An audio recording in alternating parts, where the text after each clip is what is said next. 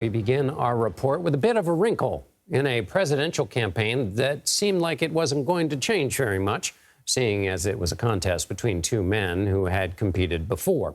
But Wednesday came news that President Biden and former President Donald Trump will debate in just 6 weeks. That's nearly 4.5 months before the general election, before either party holds its national convention, and months before the traditional fall debates usually take place. The first will be on June 27th on CNN. There will be no live audience. Trump and Biden have also agreed to a second debate in September on the 10th on ABC. The Biden campaign proposed this timeline, and in doing so, also informed the Commission on Presidential Debates that it will not participate in the previously announced matchups set to take place in September and October. Both candidates have criticized the commission for scheduling 3 debates after early voting would have already started in the states of Virginia, Minnesota, and South Dakota. Independent candidates like Robert F. Kennedy Jr. could make it to the stage, but must clear CNN's qualifications, which are that candidates earn at least 15% in 4 national polls and have their names on enough ballots to win 270 Electoral College votes. CBS News chief Washington correspondent Major Garrett joins me now. Major, the Biden campaign proposed this timeline. What was their thinking? What was the strategy? To counteract the perception that the president is too old and lacks the vigor to carry on a presidential debate, and to sort of break him out of the conventional mode that Joe Biden has been in for most of his political life. This is an out-of-the-box presentation of presidential debates so early, historically early in the calendar.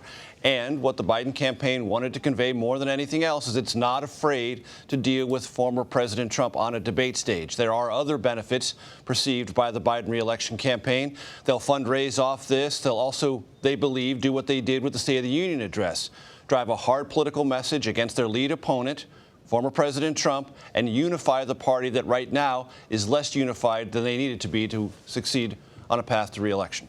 Right. So underlining that idea, as Biden often says, that this is a choice between two people, not a referendum on the incumbent. Why did the Trump campaign say yes so quickly? Because it had no other choice, John. The former president has been taunting the Biden campaign and, by inference, the president of the United States, accusing him of being unwilling to debate, unable, in the former president's words, to put 2 sentences together. And having laid all that down, the former president knew that he had to accept Biden because he had set a very large and visible, almost marquee standard: any place, anywhere, anytime. And in the negotiations that clearly have gone on behind the scenes for the couple of weeks, they were able to work on this. Personally, John, I would put the June 27th debate rock solid on the calendar. I'm less convinced there will be a second one in September. I think that one is a little bit more tenuous. There will definitely be a first. Okay.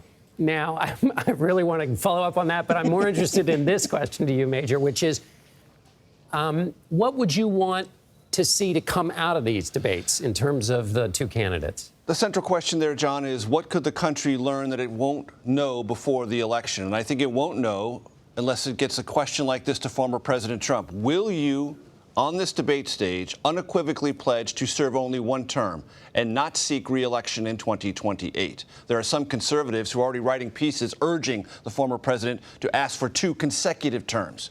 So get him on the record on that. And also, instead of asking, will you accept the election results, will you accept the safe harbor date in mid-December when states certified their electoral votes as the definitive answer as to who won the presidential election? Getting the former president on the record on both those questions would give us something we don't currently know.